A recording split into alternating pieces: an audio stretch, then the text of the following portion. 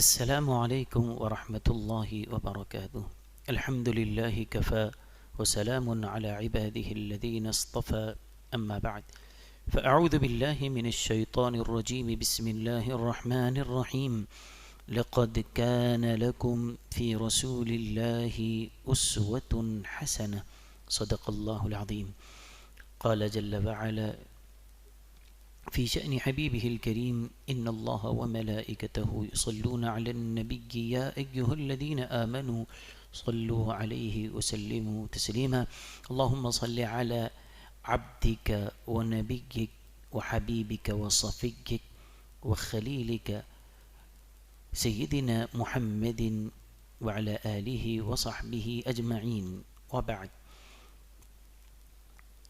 آج کا یہ پروگرام دارالعلم جدہ کی جانب سے آرگنائز کیا گیا. بزم طلباء قدیم و محبان جامع نظامیہ نے یہ ایک سلسلہ شروع کیا اور مختلف عنوانات پر نبی کریم صلی اللہ علیہ وسلم کی آمد پاک کے اس متبرک مہینے میں امت کی رہبری کے لیے سیرت پاک کے مختلف گوشوں کو انہوں نے موضوع بنایا تاکہ امت مسلمہ اپنے نبی کریم صلی اللہ علیہ وسلم سے اپنے رشتے کو مضبوط سے مضبوط تر بنائے.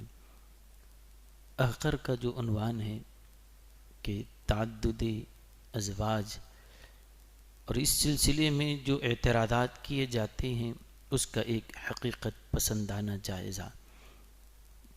ناظرین کرام، اللہ تعالیٰ نے نبی کریم صلی اللہ علیہ وسلم کی زندگی کو پورے مسلمانوں کے لیے ایک نمونہ، آئیڈیل اور اسوہ بنایا ہے، اور آپ کی حیات طیبہ اللہ تعالیٰ نے اس کو ایسی جامعیت عطا فرمائی، کمالات، فضائل اور متنوع جہاد آپ کی زندگی کو اللہ تعالیٰ نے دیے کہ شخصیت تو ایک ہے، ذات تو ایک ہے، ہستی تو ایک ہے، لیکن پوری کائنات مشرق سے لے کر مغرب تک، شمال سے لے کر جنوب تک، عرب سے عجم تک، سب کے لیے اللہ نے نمونہ بنایا.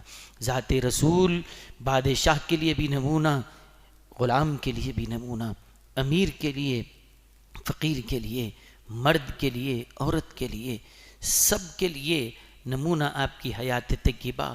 گویا یہ وحدت میں ایک کثرت ہے کہ سب کے لیے اللہ تعالیٰ نے ایسی ہدایت کا ذریعہ بنایا ہے. اب جب بات آئی ہے تعدد ازواج کے سلسلے میں، تو سب سے پہلے میں یہ بات عرض کرنا چاہوں گا کہ کوئی بھی شخص چاہے دنیا میں کہیں بھی رہے، وہ جب نکاح کرنے کا ارادہ کرتا ہے تو مختلف قسم کے لوگ ہیں، ہر ایک کا انداز الگ الگ، ہر ایک کی پسند الگ الگ، ہر ایک کے فیصلے ان کے گھر والوں کے اور خاندان کے تقاضوں کے مطابق وہ شادی کرتے ہیں. سب سے پہلی چیز یہ کہ اگر شادی کرنے والا کوئی وہ ہوتا ہے جو اپنے ہی خاندان کی کسی خاتون سے، جس سے رشتہ جائز ہو، نکاح کرنا جائز ہو، ان سے شادی کرتے ہیں. بعض لوگ اس کو ترجیح دیتے ہیں کہ خاندان کی کسی بچی سے شادی کر لی جائے تاکہ بچی کو جو دیکھے ہیں، چال چلن سے، اس کے کیریکٹر سے واقف ہیں، اور دیکھی دکھائی بچی سے شادی کر لیں، یہ ان کا ذہن ہوتا ہے. اور کچھ لوگ یہ چاہتے ہیں کہ نہیں، خاندان میں نہیں، خاندان کے باہر کچھ اپنی برادری میں کرتے ہیں. کچھ برادریاں ایسی ہوتی ہیں کہ وہ اپنی اس برادری کے باہر شادی نہیں کرتے، خاندان کے باہر بھی کریں تو برادری کا لحاظ رکھتے ہیں، اپنی ہی برادری میں شادی کرتے ہیں، باہر نہیں کرتے. ان کا ایک سوچنے کا انداز ہے، یہ بھی ہے. کچھ وہ لوگ ہیں جو خاندان میں بھی نہیں، برادری میں نہیں، بالکل غیروں میں اجنبی لوگوں میں شادی کرنے کا ان کا ایک سوچنے کا انداز ہے. وہ یہ کہتے ہیں خاندان ہی میں کر لیں تو خاندان اتنا ہی رہے گا. غیروں میں اگر شادی کی جائے خاندان وسیع ہوتا ہے. باہر والوں میں شادی کیے خاندان پھیلتا جاتا ہے. ہماری بچی دوسرے خاندان میں جائے اور دوسرے خاندان کی بچی ہمارے گھر خاندان میں آئے، خاندان وسیع ہوتا جاتا ہے. تو اس طرح سے آپ اس کو شمار کریں. کچھ وہ لوگ ہیں جو اپنے خاندان میں کریں، کچھ وہ ہیں جو اپنی برادریوں میں کرنے کو ترجیح دیتے ہیں، کچھ وہ ہیں جو اجنبیوں میں رشتہ کرنے کو پسند کرتے ہیں. 3 قسم کے لوگ. اور پھر اس لحاظ سے اور آگے آپ دیکھیں، جو بھی آدمی شادی کر رہا ہے ہو سکتا ہے کہ جس سے وہ شادی کر رہا ہو وہ ایج کے لحاظ سے، عمر کے لحاظ سے دلہا اور دلہن کی، عاقد اور عاقدہ کی عمر میں کچھ تفاوت ہو، کہ جس سے شادی کی جا رہی ہے ہو سکتا ہے کہ وہ لڑکی کی عمر لڑکے سے زیادہ ہو، یا پھر اس کے برابر ہم عمر ہو، یا اس سے کم عمر ہو. یہ تینوں بھی صورتیں ہو سکتی ہے کہ لڑکی کی عمر زیادہ ہو، یا لڑکی بالکل برابر کی ہو، یا کم عمر والی ہو. ایسا ہوتا ہے کبھی بڑی عمر کی عورت سے شادی، کبھی اپنی ہم عمر سے، کبھی اس سے کم عمر لڑکی کا. ہمارے پاس جو عام طور پہ طریقہ ہے، کم از کم لڑکے اور لڑکی کے درمیان ایک 3-4 سال کا گیپ رکھتے ہیں کہ دونوں کی عمر میں اتنا تفاوت ہو، اس کا لحاظ رکھتے ہیں. لیکن کوئی ضروری نہیں ہے. آج ہر جگہ الگ الگ لوگوں کے نظریے ہیں، کبھی اپنے سے بڑی عمر والی، یا برابر یا کم عمر. اس لحاظ سے اگر دیکھا جائے تو اور 3 طریقے لوگوں کے بڑھ گئے کہ 6 قسم خاندان میں کریں، یا برادری میں کریں، یا غیروں میں کریں. اگر لڑکی کی عمر دیکھو تو یا تو وہ آپ سے بڑی ہوگی، یا آپ کی ہم عمر ہوگی، یا آپ سے کم عمر ہوگی. 6 طرح کے لوگوں کے مائنڈ سیٹ ہیں، ترجیحات کس بنیاد پر وہ کرتے ہیں، یہ ہو گیا. اس کے بعد اگر یہ دیکھا جائے شادی کرنے کے بعد جس عورت کو بیوی بنا کر گھر لا رہے ہیں، زندگی پوری اس کے ساتھ گزارنا ہے، تو پھر یہ بھی دیکھنا ہوگا کہ اس عورت کا زندگی کا اسٹیٹس کیا تھا، لیول کیا تھا. بچہ، اس کی آمدنی کیا ہے، وہ کس درجے سے تعلق رکھتا ہے، اور بچی کا لیول کیا ہے. وہ مالدار گھرانے سے ہے، بچے سے زیادہ مالدار ہوگی، یا پھر بچہ جس لیول کا ہے اسی لیول کی ہوگی، یا پھر بچہ امیر ہے بچی غریب خاندان کی ہوگی. یہ 3 صورتیں ہو سکتی ہیں کہ اس سے امیر ہو، یا اس کے برابر ہو، یا اور غریب خاندان سے ہو. کہ وہ کہاں شادی کر رہا ہے، اپر کلاس میں کر رہا ہے، یا مڈل کلاس میں، یا لوور کلاس میں. مال کے اعتبار سے دیکھا جائے اور 3 قسمیں بن گئی. تو اس طرح 9 صورتیں ہو گئی. اس کے بعد پھر آگے اور آپ غور کریں، لوگوں کے جو ترجیحات ہوتے ہیں، لوگوں کے جو رشتے طے کرنے کے معیارات ہوتے ہیں، اس کو اگر دیکھا جائے تو مال کی بنیاد پر، کوئی جمال اور خوبصورتی کی بنیاد پر کرتا ہے کہ دیکھیں کہ بہت زیادہ خوبصورت ہو، کہ لڑکے سے زیادہ لڑکی خوبصورت ہے، یا لڑکا جس درجے کا ہے لڑکی بھی اسی درجے کی، یا پھر لڑکا بہت خوبصورت ہے لڑکی اس سے کم درجے کی ہو سکتا ہے. تو اس لحاظ سے اور 3 بڑھ گئے. کتنے ہو گئے؟ 9 10 11 12. یہ طریق قسمیں اور جہاد میں نے آپ کو بتائے. اس کے علاوہ بھی اور اگر دیکھا جائے تو اہم بات یہ ہے کہ جس سے شادی کی جا رہی ہے وہ لڑکی یا تو کنواری ہوگی یا کوئی بیوہ ہوگی. یہ بھی تو ہوگا نا کہ وہ کنواری ہے یا پھر پہلے سے شادی شدہ ہے، کسی کے نکاح میں رہ چکی ہے، یا مطلقہ ہوگی، یا بیوہ ہوگی، یا کنواری ہوگی. اس لحاظ سے اگر دیکھا جائے تو پھر اور 3 بن گئے. یا تو کسی کی مطلقہ ہے، کسی نے طلاق دے دیا تھا، یا پھر شوہر کا انتقال ہو گیا وہ بیوہ ہے، یا پھر نہیں فرسٹ شادی ہے، اس کی فرسٹ میرج ہے تو یہ کنواری ہے. تو اور 3 بڑھا لیجیے آپ. کتنے ہو گئے؟ 15 ہو گئے. اس کے بعد اگر مزاج کے اعتبار سے اگر دیکھا جائے تو کوئی عورت تیز مزاج ہو سکتی ہے، کوئی عورت بالکل نرم مزاج اخلاق والی ہو سکتی ہے. یہ جتنی جہتیں لوگوں کے تعین کرنے کی ہو سکتی ہے، پروردگار عالم اپنے حبیب کریم صلی اللہ علیہ وسلم سے ارشاد فرماتا ہے مصطفیٰ یہ آپ کی امت ہے، مشرق و مغرب میں یہ پھیلے ہوئے آپ کے غلام ہیں.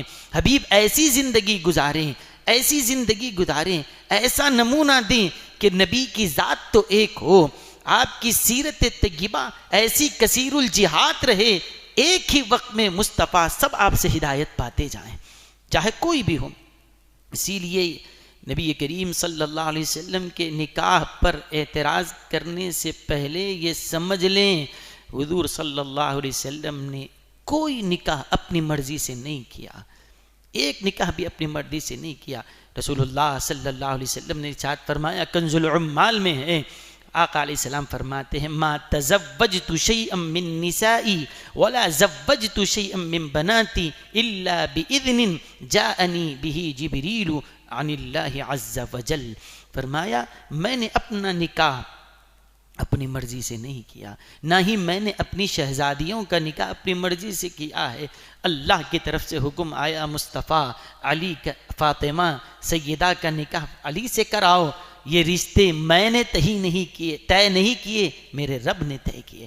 فرمایا عثمان کو دامادی کا شرف عطا کرو رضی اللہ عنہ، رب کے کہنے پر میں نے انتخاب کیا، یہ میری مرضی سے نہیں رب کی مرضی سے. اور خود میرا نکاح بھی میں نے اپنی مرضی سے نہیں کیا جب تک کہ اللہ کی طرف سے وحی نہیں آئی.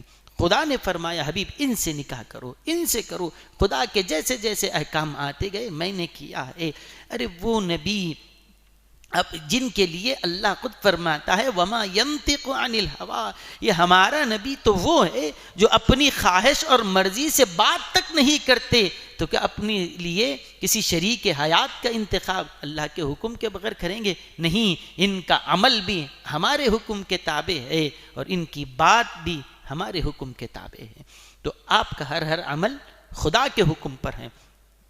اب جب خدا نے حکم دیا ہے، دین اس کا ہے، قانون اس کا ہے، وہ چاہے تو لمٹ جہاں تک چاہے بڑھائے، جہاں تک چاہے گنجائش رکھے. یہ خدا کا قانون ہے، جس طرح اللہ تعالی چاہے اجازت عطا فرمائے. اب دیکھیں اللہ تعالی اپنے حبیب سے ارشاد فرماتا ہے حبیب یہ آپ کے جو امتی ہیں مختلف ان کو جب ان کی شادیاں ہوگی مختلف قسم کی عورتوں سے ان کا سابقہ پڑے گا. مصطفیٰ ایسی زندگی ان کو عطا فرمائے، سیرت میں ایسا نمونہ چھوڑ کے جائیں تو سب کے لیے رہبری ہو. اللہ کی طرف سے حکم آتا ہے حبیب حضرت خدیجہ سے نکاح کر لو، تاکہ آپ کی امت میں اگر کوئی شخص کسی امیر خاتون سے نکاح کرے گا تو مصطفیٰ وہ امیر عورت کو لا کر اپنی بیوی بنا کر وہ کیسے زندگی گزار سکے گا. تو آپ ذرا خدیجہ سے نکاح فرمائیں اور ان کو اپنے گھر میں لائے اور زندگی گزار کر بتا دیں، تاکہ لوگوں کو پتا چلے کوئی امیر گھر کی عورت تمہارے گھر میں بیوی بن کر آئے، سلیقہ زندگی گزارنے کا کیا ہو. مصطفیٰ ان کو آپ کی سنت کے ذریعے آپ کے طریقے سے پتا چلے. فرمایا حبیب خدیجہ سے نکاح ہوگا رضی اللہ عنہا تو کیا ہوگا، لوگوں کو پتا چلے کہ اپنے سے زیادہ عمر والی عورت سے اگر نکاح ہو جائے، آپ کی عمر 25 سال، حضرت سیدہ خدیجہ کی عمر 40 سال، 25 سالہ نوجوان اگر 40 سالہ عمر کی خاتون سے نکاح کرے، ایج کا اتنا گیپ بیچ میں ہے، کیسے ایڈجسٹمنٹ ہو سکتا ہے. مصطفیٰ یہ عمر کے تفاوت کے باوجود اگر عمدگی کے ساتھ زندگی کوئی گزارنا چاہے گزار سکتا ہے، لیکن وہ بیچارے کیسے گزاریں. حبیب آپ نمونہ ان کو دے دیجئے، آپ سیدہ خدیجہ سے نکاح کر لو تاکہ ایک 25 سالہ نوجوان 40 سالہ عورت کے ساتھ نکاح کر کے زندگی کیسے گزار سکتا ہے. حبیب ایک نمونہ ان کو بھی مل جائے. جب بڑی عمر والی خاتون سے نکاح کر کے تو آپ نے ایک طریقہ بتا دیا. حبیب ذرا حضرت ابو بکر کی صاحبزادی حضرت عائشہ سے نکاح فرما لیں، یہ کم عمر ہیں، تاکہ لوگ جہاں یہ دیکھیں بڑی عمر کی عورت اگر بیوی بن کے آئے تو زندگی کیسے گزاری جائے، اور اپنے سے کم عمر اگر بیوی رہو اس کے ساتھ معاملات کیسے ہوں، زندگی کیسے گزارے، نبھایا کیسے جاتا ہے، مصطفیٰ ان کو بھی طریقہ بتا دیں۔ پھر ذرا ان ازواج سے بھی نکاح کے پر نظر ڈالیں جو عمر میں حضور صلی اللہ علیہ وسلم کی عمر کے قریب تھی، کہ تمہارے سے بڑی عمر ہو تو ایسے حضرت ختیجہ کی زندگی کو نمونہ بنا لو، عمر اگر کم ہے حضرت عائشہ اور حضور کی زندگی کو نمونہ بنا لو، دونوں کی عمریں برابر ہیں۔ یہ دیگر ازواج مطہرات کی زندگیوں کو دیکھ لو، امیر خاتون کو بھی دیکھو، سیدہ ختیجہ کے ساتھ کیسے نبھاؤ ہوا۔ پھر یہ بھی دیکھو خاندان میں اگر کوئی نکاح کرتے ہیں تو دیکھو اسی خاندان میں، اسی خاندان قریش سے حضور صلی اللہ علیہ وسلم نے نکاح فرمایا۔ حضرت ختیجہ قریش سے ہیں، حضرت حفصہ قریش سے ہیں، یہ حضور صلی اللہ علیہ وسلم کا نسب مبارک اور حضرت عمر بن خطاب کا نسب مبارک اوپر جا کر ایک ہو جاتا ہے، حضرت ابو بکر کا نسب حضور کا نسب اوپر جا کر ایک ہو جاتا ہے، ایک ہی خاندان، حضرت کعب سے جا کر اوپر سے 7ویں حضور کے جد اعلیٰ ہیں، وہاں سے نسب ایک ہو جاتا ہے۔ فرمایا خاندان میں کرنے والوں، ہم مصطفیٰ کو فرماتے ہیں حبیب ذرا خاندان کی عورتوں سے بھی نکاح کرو تاکہ لوگوں کو طریقہ ملے کہ خاندان کی عورتوں کے ساتھ کیسے نبھاؤ ہو سکتا ہے۔ خاندان کے باہر ذرا برادری میں بھی شادی کریں، برادری میں شادی ہوگی تو یہ نمونہ بھی آپ کا امت کے لیے رہبری کرتا رہے گا۔ پھر خاندان کے باہر اجنبی لوگوں میں بھی آپ نے شادی کی تاکہ وہ طریقہ بھی امت کو معلوم ہو جائے۔ پھر اس کے علاوہ حضور صلی اللہ علیہ وسلم نے یہ بھی کر کے دکھایا کیا کہ حضرت صفیہ رضی اللہ عنہا سے نکاح فرمایا۔ یہ کہاں سے تھی؟ یہ باہر سے تھی۔ کیسے نکاح ہوا انشاءاللہ آگے میں عرض کر رہا ہوں۔ تو یہ اللہ کی طرف سے حکم آتا ہے کہ حبیب اس طرح سے آپ زندگی گزاریں، اس طرح سے جتنے آپ کے امتی آئیں گے ہر ایک کی زندگی ایک جیسی نہیں ہوگی، ہر ایک کی بیویاں ایک جیسی نہیں ہوگی۔ مصطفیٰ ان سے ساتھ بھی نبھاؤ، ان کے ساتھ بھی نبھاؤ کرو، سب کے ساتھ جو آپ کا برتاؤ رہے گا۔ اب آئیں قیامت تک جتنے آتے رہیں گے، جتنی زندگیاں رہے گی، جس کو جیسی بیوی ملے حبیب ہر ایک کی زندگی آپ کے لیے ہم نمونہ بنانا چاہتے ہیں۔ ہم قرآن میں اعلان کرتے ہیں لَقَدْ كَانَ لَكُمْ فِي رَسُولِ اللَّهِ أُسْوَةٌ حَسَنَةٌ، رسول اللہ صلی اللہ علیہ وسلم کی زندگی تمہارے لیے بہترین نمونہ ہے۔ اب جس عورت سے چاہیں نکاح کریں جو جائز رشتے ہیں، اب چاہے وہ کیسی بھی رہو، عمر کچھ بھی رہو، اور وہ چاہے کنواری ہو یا بیوہ ہو، مطلقہ ہو یا جس نوعیت سے بھی آئے، تو پھر ان کے ساتھ نبھاؤ کیسا ہو سکتا ہے، زندگی کیسے گزاری جاتی ہے۔ میرے نبی نے ایک کامیاب زندگی گزار کر بتایا۔ اور لوگوں کو تو یہ ہونا چاہیے کہ یہ کیے وہ کیے اعتراض کرنے سے پہلے لوگوں کو ہاتھ جوڑ کر بارگاہ نبوی میں شکر ادا کرنا چاہیے کہ انہوں نے قیامت تک آنے والوں کے لیے ایک راہ دکھائی ہے کہ کامیاب زندگی کیسے گزاری جاتی ہے، رشتے کیسے نبھائے جاتے ہیں۔ کیا آپ سمجھتے ہیں کہ کوئی معمولی بات ہے؟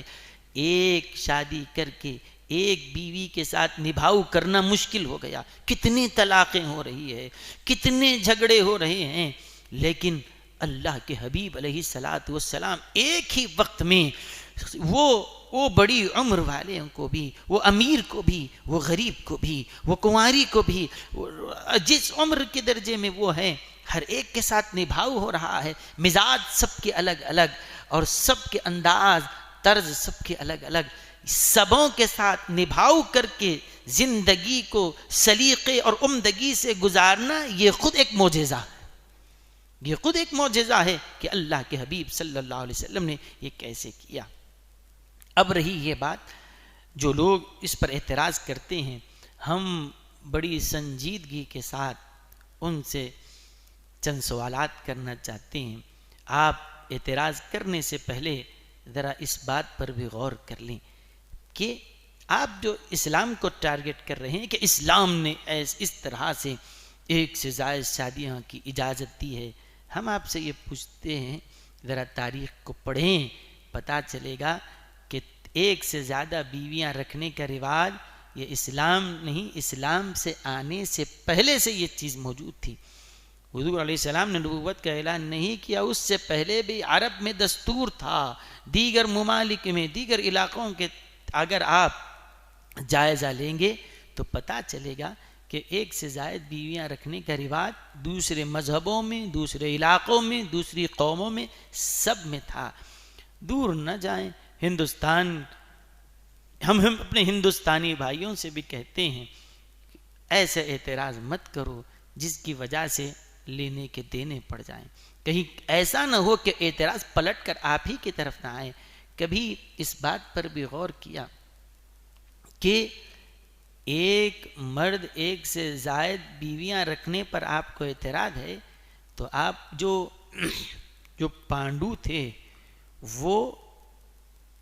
وہ کیا کر رہے تھے؟ 5 بھائیوں کے بیچ میں ان کی ایک بیوی تھی، ایک بیوی 5 بھائیوں کے درمیان تھی۔ ذرا اس پر بھی غور کیا جائے۔ اگر اعتراض ہوگا تو یاد رکھے اعتراض صرف ہمارے رسول کی ذات پر نہیں ہوگا، اعتراض ہوگا تو جب سب پر ہوگا، پھر دنیا یہ بھی سوال کرے گی، ہم کسی مذہب کے رہنماؤں کی بارے میں کوئی ایسے الفاظ یا ایسے رقیق حملے نہیں کرتے، ہمارا مذہب اجازت نہیں دیتا، لیکن اگر یہ غلط ہے تو غلط ہر جگہ ہونا چاہیے، تو ایسی بات کیوں کرتے ہو؟ اگر اعتراض کریں گے تو صرف یہاں دامن پر اعتراض نہیں لگے گا، آپ کے دامن بھی داغدار ہوں گے۔ تو یاد رکھیے، آپ اگر دیکھنا چاہیں تو رام چندر جی کے والد مہاراجا دشرتھ نے 3 بیویاں رکھی تھی، کرشن جی کی سینکڑوں بیویاں تھی، راجا پانڈو اس کی 2 بیویاں تھی۔ اگر اب یہ تاریخ پڑھتا جاؤں تو اور یہ چیزیں آتی جائے گی، لیکن میں صرف اتنا کہنا چاہتا ہوں، اعتراض اگر ہوگا تو اعتراض دیگر چیزوں پر ہوگا۔ ایسی بات مت کیجیے جس کی وجہ سے مذاہب کے مختلف ماننے والوں کے درمیان نفرتیں پیدا ہو۔ ہم چاہتے ہیں کہ محبت کی، الفت کی فضا قائم رہے۔ اعتراض ہوگا تو پھر صرف ذات رسالت مآب پر نہیں، ان سارے لوگوں پر اعتراض ہوگا جنہوں نے ایک سے زائد شادیاں کی ہے۔ مجھے بتائیں، اگر کوئی شخص یہ کرے کہ کسی سے شادی کیا ہے وہ، اور اتفاق کی بات یہ ہے کہ اس کی بیوی بانجھ ہو، کوئی اولاد اس سے نہ ہو، تو کیا وہ شخص کیا زندگی بھر بے اولاد رہے گا؟ اگر یہ کہہ دیا جائے کہ ایک سے زائد شادی نہ کریں، یہ بینڈ ہے، منع ہے، تو کیا وہ شخص بے اولاد کے بلا بے وارث اس دنیا سے چلا جائے؟ نہیں، بلکہ اس بات پر بھی غور کرنا چاہیے کہ ایک سے زائد شادیوں پر جو اعتراض حضور کی ذات پر کیا جا رہا ہے، لیکن کیا دیگر افراد کیا صرف اپنی ایک گھر میں جو بیوی رکھے ہیں اس پر اکتفا کیے ہوئے ہیں؟ نہیں، گھر میں تو ایک بیوی کو رکھے ہیں، یہ تو برابر چل رہا ہے، لیکن باہر فحاشی کے کتنے اڈے انہوں نے آباد کر کے رکھے ہیں، کہاں کہاں جا کر لوگوں کی عزتیں تار تار کی جا رہی ہے، کتنوں کی عزتیں لوٹی جا رہی ہے۔ کیا یہ طریقہ بہتر ہے کہ ہر دن کسی کی آبرو لوٹی جائے، ہر لمحہ کسی کی عصمت دری کی جائے، یا پھر عزت اور وقار کے ساتھ کسی سے نکاح کر کے اس کے حقوق کی ادائی کے ساتھ اپنے دامن کو پاک اور صاف رکھتے ہوئے زندگی گزارے؟ آج انصاف پسندانہ جائزہ لینے کی ضرورت ہے۔ کیا وہ فحاشی کے اڈے آباد ہونے چاہیے، یا پھر کسی کو سہارا دے کر کسی بے سہارا کو سہارا دیا جائے؟ اور یاد رکھیں، اسلام یہ ترغیب نہیں دیتا کہ نہیں کرتے جاؤ، ایک سے زائد شادیاں کرتے جاؤ۔ یہ کہا کہ کنڈیشنز ہیں، شرائط ہیں، کہ یہ حقوق ہیں، یہ شرائط کے ساتھ اس کی تکمیل ہو، عدل و انصاف ہو سکتا ہے، برابری اور مساوات کے ساتھ زندگی گزاری جا سکتی ہے تو اجازت ہے، لیکن کہا گیا خبردار فَإِن خِفْتُمْ أَلَّا تَعْدِلُوا فَوَاحِدَةً، اگر انصاف نہیں کر سکتے، خوف ہے، تو پھر ایک پر ہی اکتفا کرو، ایک سے زائد کرنے کی اجازت نہیں ہے۔ ہاں، آپ ذرا اس تاریخ کو بھی اپنے سامنے لائیں۔ مدینہ منورہ کی ایک مختصر سی آبادی ہے، اب وہاں پر حملہ ہوا احد میں، احد کا معرکہ ہوا، تو ایک چھوٹی سی آبادی سے جو لوگ جا کر وہاں شریک ہوئے 70 صحابہ اس میں شہید ہوئے۔ اب بتائیں ایک چھوٹی سی آبادی میں اگر 70 مرد اس آبادی کے شہید ہو جائیں تو ظاہر سی بات ہے 70 عورتیں بیوہ ہو گئی، کتنے یتیم اس علاقے میں نہیں ہو گئے۔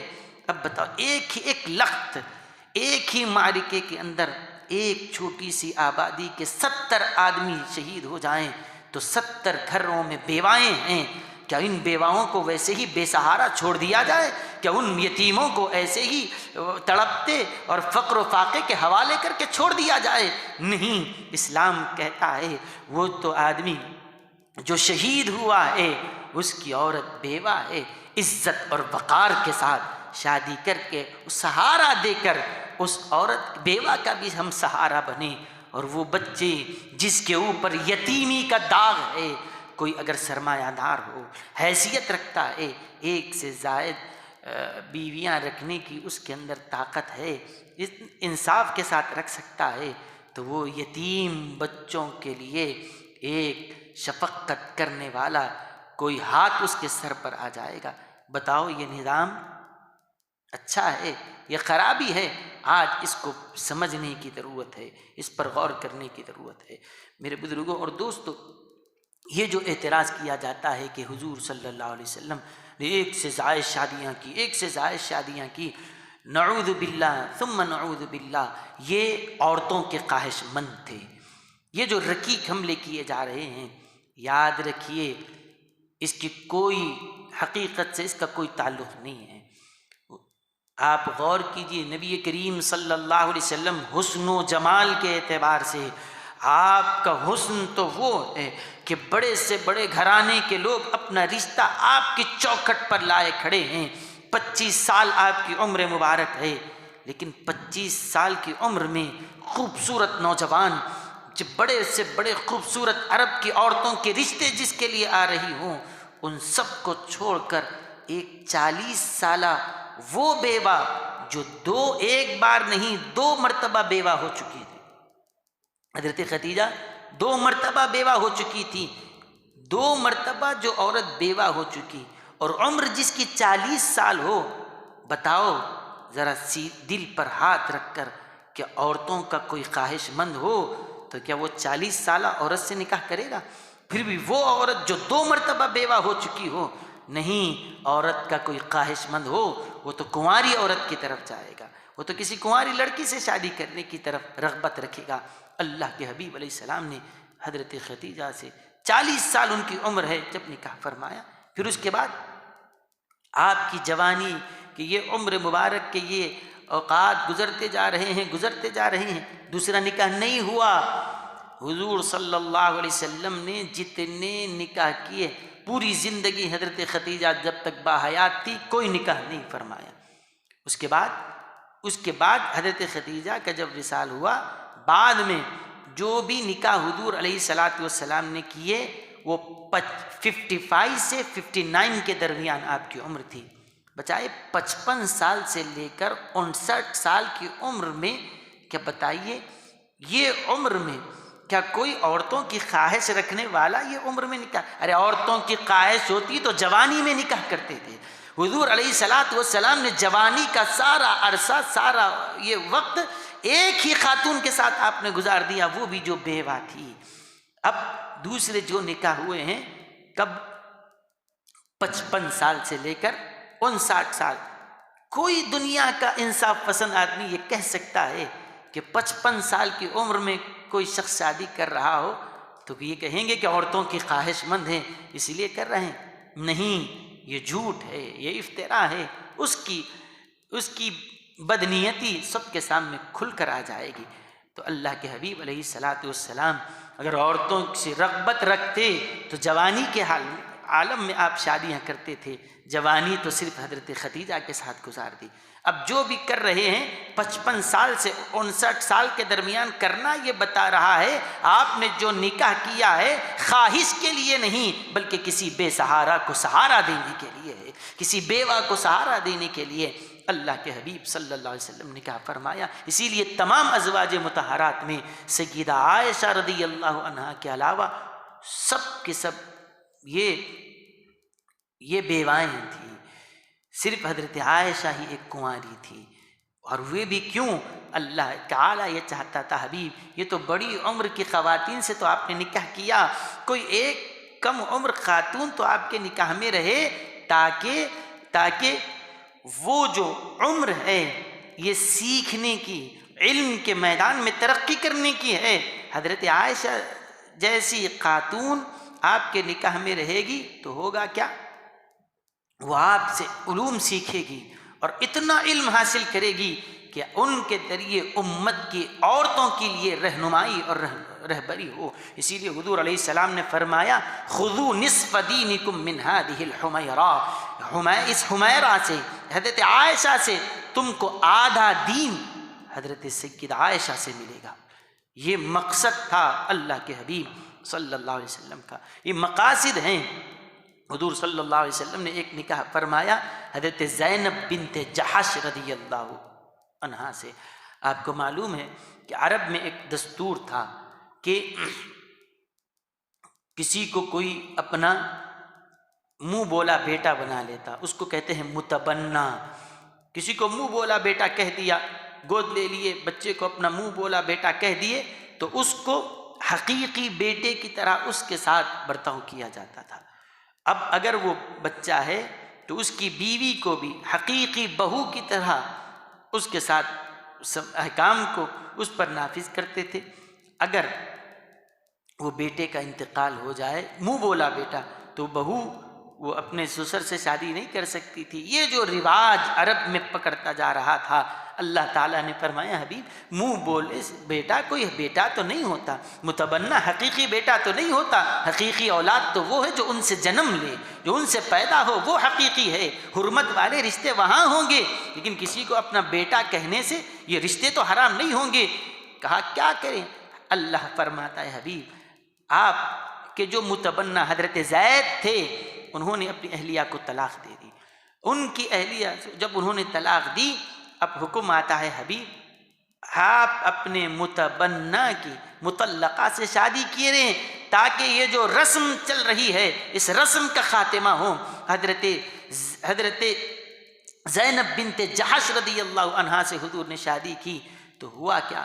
لوگوں نے کہا کہ وہ ان کا منہ بولا بیٹا تھا اور ان کی بیوی سے طلاق کے بعد انہوں نے شادی کر لی۔ حضور نے فرمایا تمہارے کہنے سے مجھے کچھ فرق نہیں پڑتا، عرش کے مالک نے مجھے حکم دیا ہے کہ تاکہ میں عملی طور پر یہ نکاح کروں گا تو یہ ہمیشہ کے لیے یہ عرب سے یہ رواج ختم ہو جائے گا۔ اس رواج کو آپ نے ختم کرنے کے لیے آپ اللہ کی طرف سے حکم آیا، آپ نے شادی فرمائی۔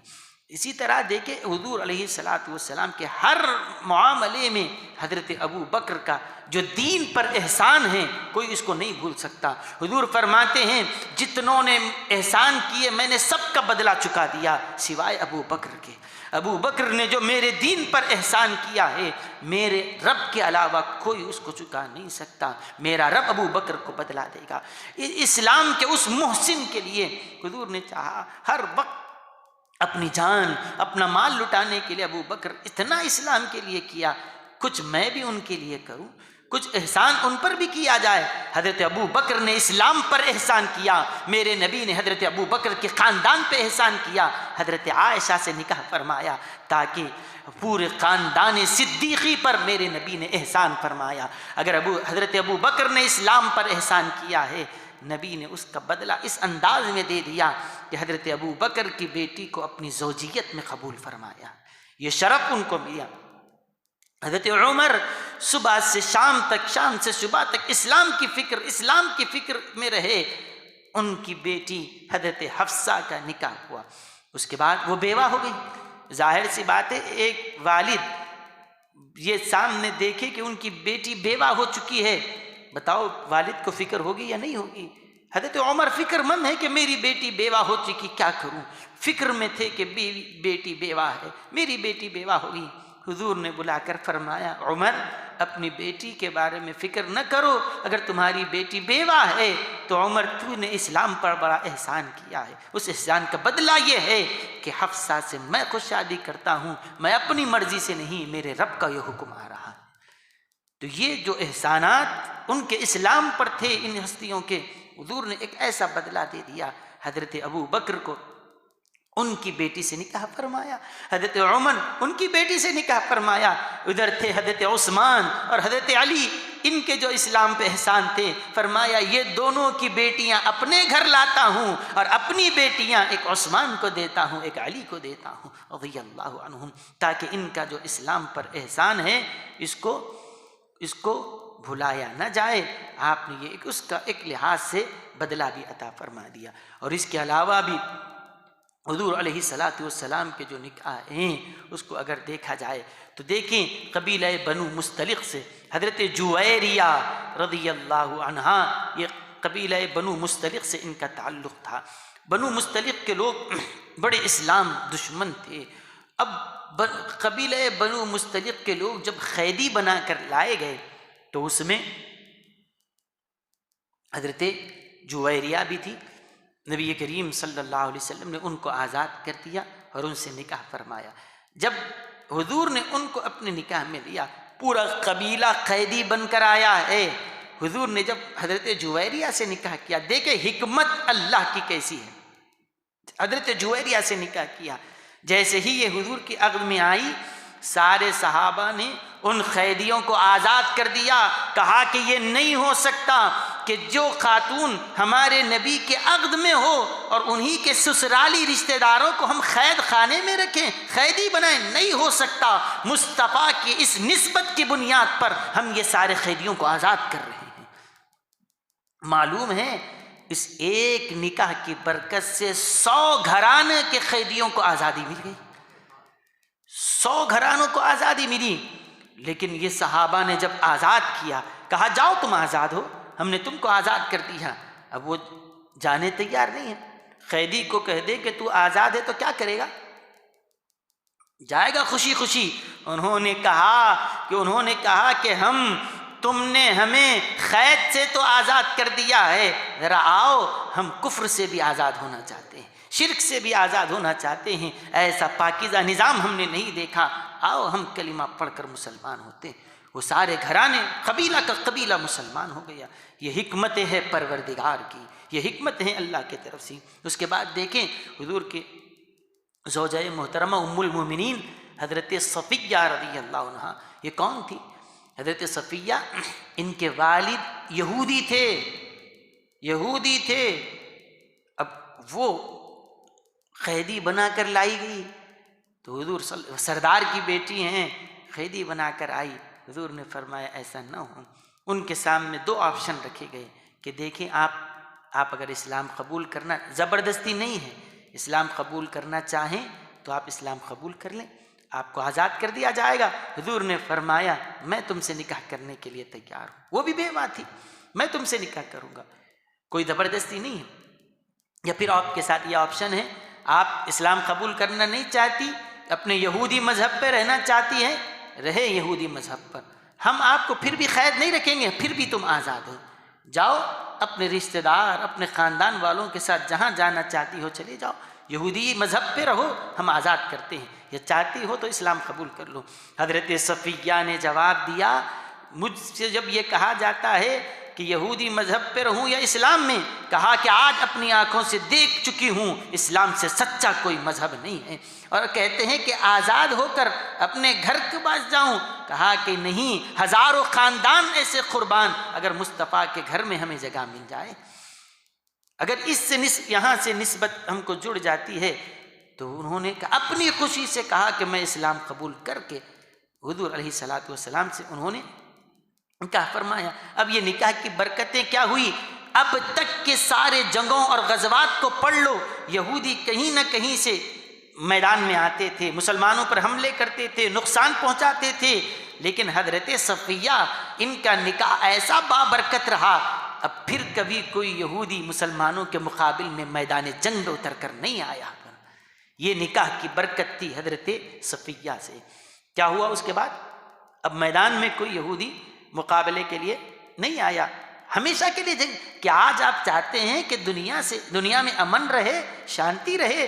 پھر اعتراض کیوں ہیں؟ اس نکاح نے تو ہمیشہ کے لیے جنگ کا خاتمہ کر دیا۔ آپ کو تو سلام بھیجنا چاہیے ایسی ہستیوں پر کہ جن کے نکاح کی وجہ سے ہمیشہ کے لیے جنگ ختم ہو گئی ہے۔ آپ یہ کیوں نہیں پڑھتے؟ حضرت ام حبیبہ سے حضور نے نکاح فرمایا رضی اللہ عنہا۔ کون ہیں؟ دوست کے گھر تو رشتہ بھیجا جاتا ہے، چاہنے والے ان کے برادریوں میں، احباب میں تو رشتے طے کیے جائیں، لیکن کوئی ہو جو اپنے دشمن کی بیٹی سے نکاح کر کے بتائے، اور گھر میں آنے کے بعد دشمن کی بیٹی کو بھی وہی عزت دے، وہی وقار دے جس کے وہ حقدار ہے؟ نہیں ملے گا۔ اگر ملے گا تو سیرت مصطفیٰ میں، سیرت رسول میں۔ اللہ کے رسول صلی اللہ علیہ وسلم نے حضرت ام حبیبہ سے نکاح کیا۔ یہ کون ہیں؟ یہ ابو سفیان کی بیٹی ہیں۔ ابو سفیان بدر میں مسلمانوں کے مقابل میں، احد میں مسلمانوں کے مقابل میں کہاں کہاں سے انہوں نے اسلام کو نقصان نہیں پہنچایا، لیکن ابو سفیان کی بیٹی بیوہ ہو گئی تو کس نے ان سے نکاح کیا؟ حضور علیہ الصلوۃ والسلام نے اس دشمن کی بیٹی سے نکاح کیا۔ اس کے بعد آنکھیں کھل گئی سب کی، کہا کہ دشمن کی بیٹی اگر بیوہ بنے تو لوگ تو مذاق اڑائیں گے، ہاں ہم کو ستایا تھا، آج تیری بیٹی بیوہ ہو گئی، آج وہ بے سہارا ہو گئی۔ نبی نے کوئی طعنہ نہیں دیا، حضرت ابو سفیان کی بیٹی سے نکاح کر کے بتایا اگر بے سہارا ہے، دشمن کی بھی بیٹی ہے، ہم دشمن کے گھر کو بھی سہارا دینے والے بنیں گے۔ حضرت ام حبیبہ سے نکاح فرمایا۔ ہوا کیا؟ وہ جو پرانی دشمنیاں چلی آ رہی تھی، خاندان چلے آ رہے تھے، وہ دشمنیاں سب ختم ہو گئے۔ اس کے بعد کہاں آئے وہ مقابلے کے لیے؟ اب وہ جنگیں ختم ہو گئی۔ کتنی جنگوں کو اس نکاح کی وجہ سے اس کا خاتمہ ہوا، دشمنیاں کٹی ہے۔ اب اس کے بعد وہ ابو سفیان نہ رہے، وہ ابو سفیان کلمہ پڑھ کے صحابیت سے مشرف ہو گئے رضی اللہ عنہ۔